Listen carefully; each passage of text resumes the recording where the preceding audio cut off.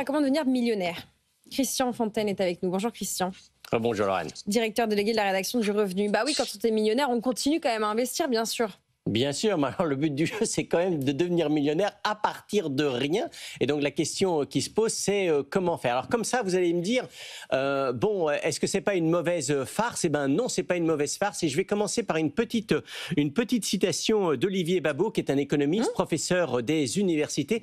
Invité régulier de Nicolas Dos dans Les Experts. Voilà, et qui a calculé que si un épargnant français plaçait chaque mois 500 € sur un ETF Monde, donc un produit peu chargé en frais et très diversifié, et ben à la retraite, la veille de sa retraite, il serait millionnaire en plaçant à 6%. Donc vous voyez bien que ce n'est pas qu'on peut passer du rêve à la réalité.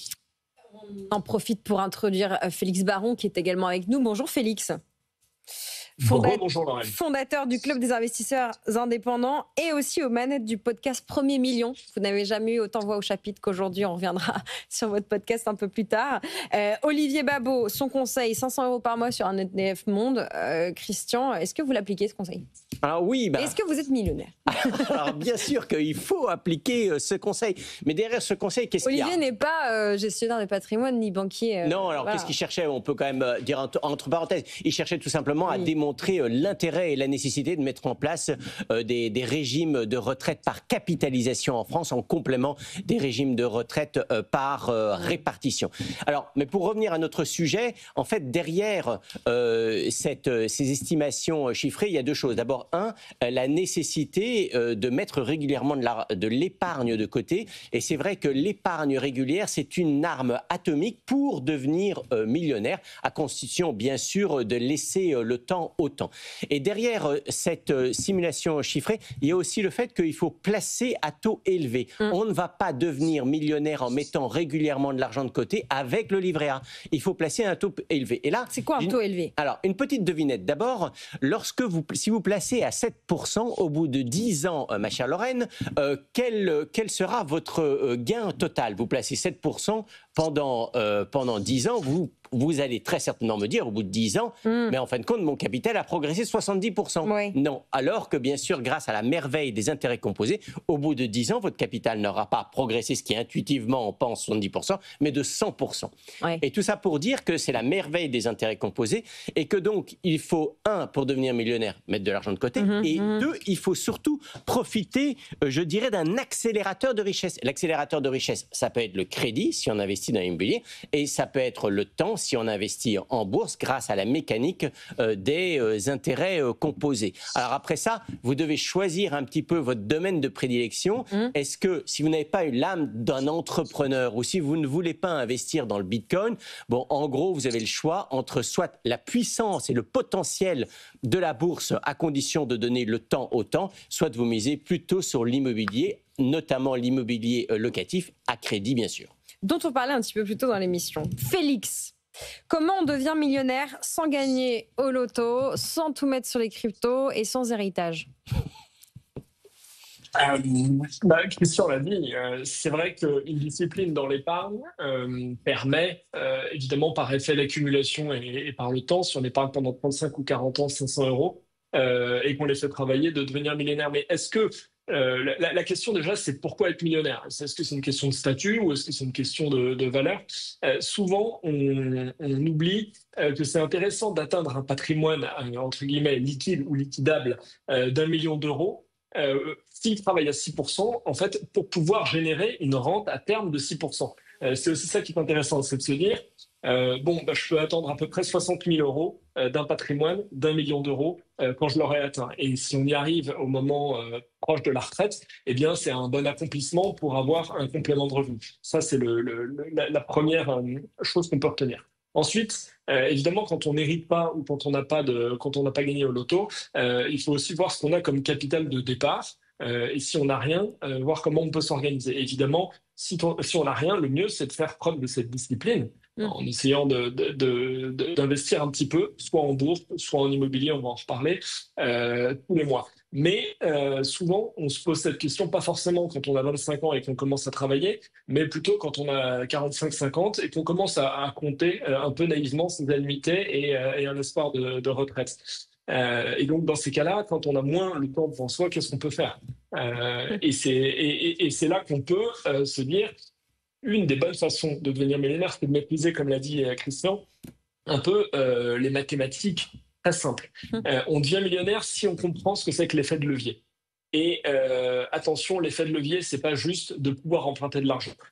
On devient millionnaire si on comprend que le rendement du capital doit être toujours très largement supérieur au coût du capital. C'est très simple. Vous empruntez en ce moment à peu près à 3%, eh bien, vous devez chercher des rendements supérieurs à 6, 7, 8%. Pour avoir en fait assez de marge, d'une part, pour rembourser vos intérêts bancaires, d'autre part, pour payer vos impôts, et ensuite, pour vous financer, pour pouvoir toucher le rendement ou capitaliser sur le rendement net que vous avez perçu. Donc, c'est une des recommandations que je donne souvent. Essayez de viser un rendement qui équivaut à 3 fois le coût de votre capital. C'est cette fameuse règle, 1/3 pour le coût du capital, donc la banque, 1/3 pour les impôts et 1/3 pour vous. Ensuite, si on compare dans le rendement ce qui est le plus rentable chaque année, évidemment, vous n'allez pas retirer de l'immobilier le même rendement que vous allez retirer dans le placement en mon côté, dans le capital investissement par exemple, la crypto-monnaie ou même l'investissement en biens divers, en objets de collection ou en œuvres d'art. Là, vous pouvez encore, vous pouvez pas lâcher. J'ai remarqué dernièrement que le TRI, donc c'est-à-dire vraiment le taux de rendement annualisé le plus élevé qui se dégage, c'est celui d'achat et revente d'œuvres d'art contemporain ou d'art moderne. Encore faut-il, comme l'a dit Christian, maîtriser son marché. Mais on peut atteindre des TRI de 17-20% sur ce genre d'opération. Ouais. Bon, reste que on voit l'alternative immobilier locatif ou bourse. Christian. Alors, en fait, tout dépend un petit peu de vos goûts en matière de placement. Il faut qu'on cherche à devenir millionnaire ou quand on cherche à placer une prime ou l'argent d'une petite donation, il faut toujours être très à l'aise avec ses dettes et avec ses placements. Il y a la moitié des Français qui sont peut-être plus de la moitié qui sont passionnés d'immobilier, d'autres qui préfèrent les placements financiers. Passionnés ou obsédés, franchement, il y a débat. L'un ou l'autre. En tout cas, ce qui est sûr, c'est que d'un côté, vous profitez d'un effet de levier, donc l'effet de levier du crédit, et l'autre, vous profitez de la capitalisation des intérêts composés. Mais je veux revenir sur un point important, les impôts et les frais. Parce que au-delà des calculettes financières, vous pouvez trouver sur Internet, je place X à X%, au bout de combien de temps j'obtiendrai 100 000 euros, 200 000 euros en fonction de votre mise de départ. En fait, il y a 2 éléments clés qui peuvent venir gripper la machine. Le premier élément, ce sont bien sûr les frais. On ne rappellera jamais assez, vous placez 100 000 euros pendant 25 ans à 8%, vous avez environ 600 000 euros. Vous placez 100 000 euros, la même somme, mais avec 2% de frais annuels, et vous n'avez que 400 000 euros. Donc les frais sur 25 ans, quand vous placez à 8%, c'est 200 000 euros. Donc ça, c'est un élément clé, c'est un élément fondamental et qui est essentiel, notamment lorsque vous placez sur une durée longue. Donc il faut penser aux frais, optimiser les frais dans toutes ces composantes, les frais d'entrée, les frais de gestion, les frais d'arbitrage, les commissions, les agios, etc.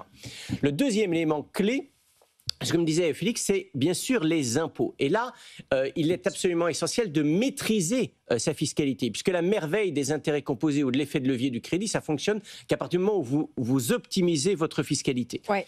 Et si vous parliez tout à l'heure de est-ce qu'il fallait mieux l'immobilier ou la bourse, et là la bourse a un gros avantage sur l'immobilier, c'est que vous pouvez, si vous investissez en bourse via ce qu'on appelle des enveloppes de capitalisation, PEA, PE, assurance vie, vous pouvez choisir la date à laquelle vous allez payer vos impôts et les prélèvements sociaux. Mais je vous ai déjà entendu dire ça.